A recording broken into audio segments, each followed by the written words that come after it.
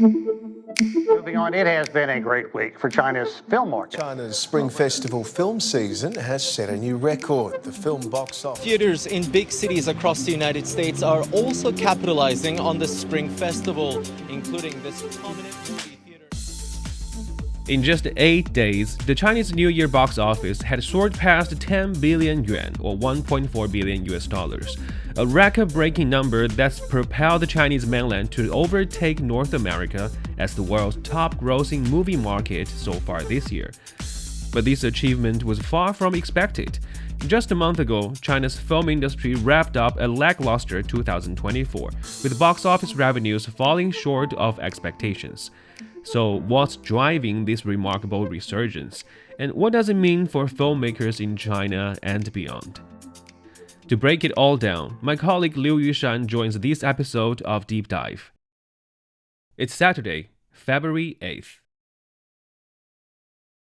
Very impressive box office from this Chinese New Year of the Snake. And Yushan, did you make any contribution to the box office this year? Because I know you actually went to watch some extra movies just for recording this show, didn't you? I mean, not entirely, but definitely a yes on me making my portion of the contribution to the box office during the Spring Festival season this year.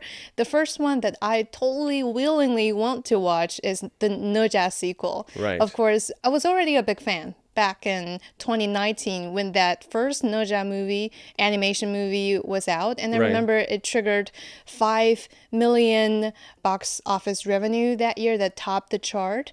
And it's not really a big surprise for me that this year it's still a blockbuster that's really storming the Chinese movie industry lately. Yeah, so for this Spring Festival in 2025, one of the records that this Spring Festival box office has shattered is that the movie market in China has surpassed North America as the top grossing movie market in the whole world. I mean, did you ever expect this to happen? Comparing with overseas movie market is still something new that people are discussing nowadays, especially at this time that the Chinese movie industry is taking this leap of faith and breaking a new record, several new records, as a matter of fact. Nowadays, we just got the news, I think 2 days ago, that the Chinese box office revenue for the Spring Festival film season exceeded 10 billion yuan, which equals over 1.3 billion US dollars. And that's very impressive. That's like historical high. And some people said that, at the beginning of the Year of the Snake, this is historical, which I believe is true. And historical, as indeed, the snake sound. Indeed. And now that you mentioned we're exceeding the North American box office, I wouldn't be surprised because I know that some of our top performers, like the Creation of the God sequel, like Ne Zha sequel, as I just mentioned, is also screened in North America and in European countries as well, and people, not just the Chinese there, also locals who's really interested in Chinese mythology, Chinese history and the culture. They're all going into the movie theaters and try to just get a grip of what it's like. So yeah, it's not really a surprise at this point that our box office revenue is exceeding that of the North American one. The movie market the box office during the Chinese New Year is usually the strongest one in an entire year. But still, this one Spring Festival does feel quite different from the previous Chinese New Year's and also their box office records. So what makes this year's box office stand out from the Chinese New Year of the Snake? I mean, like I mentioned, several record-breaking achievement for this year's Spring Festival movie season. First of all, like we discussed earlier, we achieved over 10 billion of box office revenue. That's a new record high for at least for the Spring Festival record. And also there has been a new, I think it's for the number of participants, that being the moviegoers this year. There are more than 187 million moviegoers And that's a new record high in the Chinese film industry, I believe, which is really impressive. And speaking of the particular top performers, Ne Zha sequel, or rather Ne Zha 2, as some people may call it, Right. is reaching the highest grossing Chinese movie of all times, breaking the record of the Battle of, I think, the Lake of Changjin. Yeah, is that the name of that Right. movie from previous years? So now Ne Zha is topping the chart for the highest grossing movie of all times as well. So all of these record-breaking or rather ground-shaking kind of achievement just prove that this year, at the beginning of the Year of the Snake in 2025, the Spring Festival season movie box office is really making a difference and having its impact for the Chinese film industry in general. Yeah, so these a lot of numbers, a lot of money for the film industry insiders to make, and that's very good news for people working in this industry, because in 2024, this industry just wrapped up a rather underwhelming year. They saw both a sharp decline in the number of viewership, the number of people that goes to the cinema, and also the box office value. And that's quite worrisome for people working in this movie industry. So why do people just have less interest going to the cinema now? I mean, if we look at this from a global perspective, we'll see that there's been a drop of attending cinema in person just worldwide. So not just China. Not just China, apparently, because due to the what we call the Hollywood strikes starting from 2023 till mid-2024, if still ongoing in some parts, it's having such a big impact on a lot of the Hollywood movie being released and delayed to be released in recent years. And then in the case of China, like the US market, we are strongly affected by the streaming industry as well. Right. And this whole streaming platforms led by domestic companies such as iQIYI or Tencent is now worth over 31 billion US dollars. So that's a whole new market that's still growing and developing stronger day by day. And there we see a lot of short videos and live streams creating some new, say, hashtags such as watch this movie in 3 minutes or watch something in 5 minutes. Like Yeah, ironically, people don't go to movies as much, but on the short video platforms like Douyin, there's a trend of people like watching a short video to finish an illustration of a movie within 3 minutes. Right. And I used to watch that too. It's really convenient.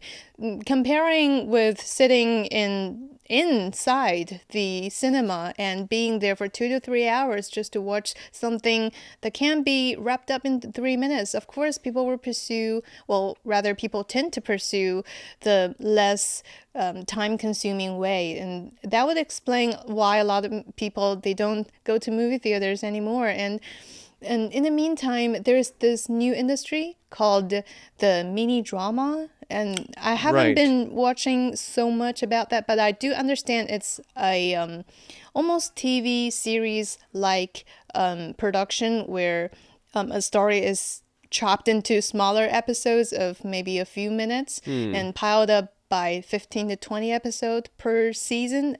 That's perhaps another impact from the short video platforms like Indeed. Douyin, TikTok, because these short mini dramas, they feel like slightly longer videos you would normally see on Douyin, TikTok, but they are substantially shorter and faster than the movies, which usually last 2-3 hours.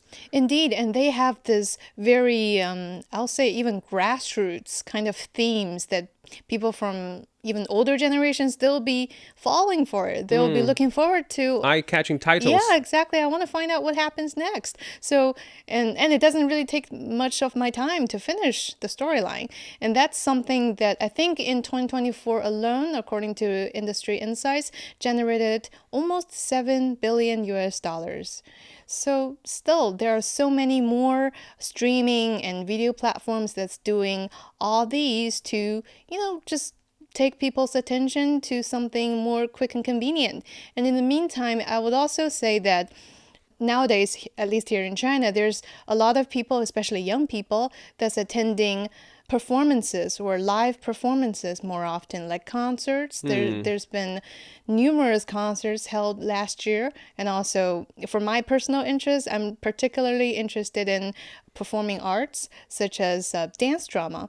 As a matter of fact, throughout the Spring Festival season, there's been very famous dance drama performed in various major theaters here in Beijing that I'm aware of. I actually been to one of them. So instead of going somewhere else, into a movie theater, for example, I chose to spend that evening golden hours between 7 p.m. to 9 p.m. just going to the theater and watch a dance drama. That's also something that's grabbing people's attention these days, that people have more options, more various and more interesting options to spend their time with, not just going to movie theaters anymore like that in probably a few decades ago when our parents were younger. So yeah, I think all of the above factors are contributing to this general phenomenon globally, that people are indeed having more options, and led to the fact that we're not attending to cinema as much as we used to. Yeah, so there's been a change of spending habits. So people may not be bringing their wallet to the cinemas, theaters, but they might be spending that same money somewhere else, maybe. Indeed. So with all these challenges, and that's perhaps why the box office during this Spring Festival had surpassed many people's expectations. And that's largely thanks to one animation movie that contributed over half of the 10 billion yuan, breaking its own record that the franchise had set 5 years ago, and then also setting a new record as the top grossing movie in China ever. So how did this animation movie, Ne Zha, become such a phenomenal success in China? And that's perhaps extra rare, given that the movie industry in the Chinese mainland is currently going through some struggles. You know, after watching Ne Zha, the sequel, I looked into a lot of the online reviews from different groups of viewers, and I came to understand the fact that people, no matter which generation you're from, if you like a movie, then ultimately at the end of the day, it's about loving the storytelling method that the movie presented, or rather feeling resonated with something that's delivered through the movie. So in the case of Ne Zha, people are saying that, you know, when we see the story, we see a very tight connection between the two core of a good storytelling. That is the technological part, that's the hardcore technology of making such an animation movie, and then there is the story building part, that's the emotional and cultural side of this movie, that's forming almost like the spiral of the DNA of this good story. And that's becoming something that people tend to believe deeply these days, that how a good story is told through movies such as Ne Zha. And in my personal point of view, I think Ne Zha has managed to demonstrate this sort of what I think is a craftsmanship of making at least the animation movie nowadays, as we talk about the Chinese film industry. They're committed. Yeah, they're very committed. The director, nicknamed Jiaozi or dumpling in on the social media, he personally said himself that at the very beginning, I just want to make something that I like, that I will feel satisfied. Right. And then I start to think about how I am going to make my audience to like what I do, to like what we present to them, and how to make them feel connected with the movie themselves. And in that process, he just focused on refining his craft. I think that's a direct quote from the translation of what he said. Just based on this point alone, there's a lot of things that other movie makers could really reflect on themselves as well. Because I was reading that for Ne Zha, the total number of shots with special visual effects in this Ne Zha sequel exceeds the entire shot count of the first movie. So in the sequel, apparently they're using a lot of new technologies, as people talk about. There's a beautified facial structure or facial design for the characters, and also some of their scenes will take 1 year, if not more than 1 year, to just draw or to finish that one scene. Beyond all that, they're trying to add more sophisticated visual effect. And I heard that they actually tried to outbound some of their scenes to foreign companies, only to find out that after the foreign companies finish the parts, they feel unsatisfied. So the domestic team had to polish it over and over again Just to take over. I'm going to do this myself. Yeah, they tried to polish it until it satisfied the really deep and cultural side that they try to deliver through the movie. So that's something that the movie industry here in China is really working hard on. That's to localize not only the technology, but also how we want to tell our own stories. So while this movie Ne Zha is giving a strong kick to China's film industry, these days it's being very rare to see a foreign movie to lead the chart of the movies, or even to make it into the top 10.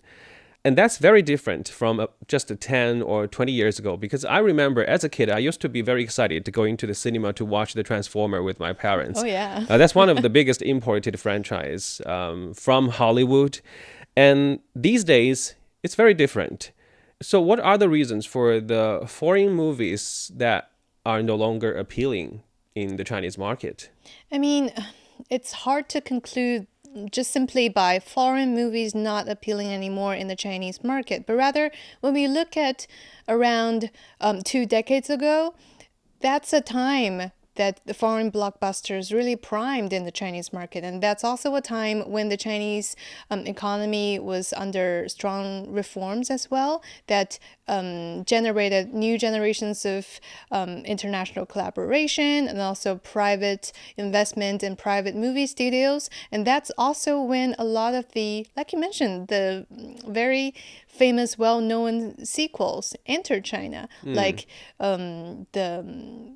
the one you mentioned just now, the Transformers, yeah. Yeah, that's a boys' movie, so it makes sense you don't you don't remember this name very well.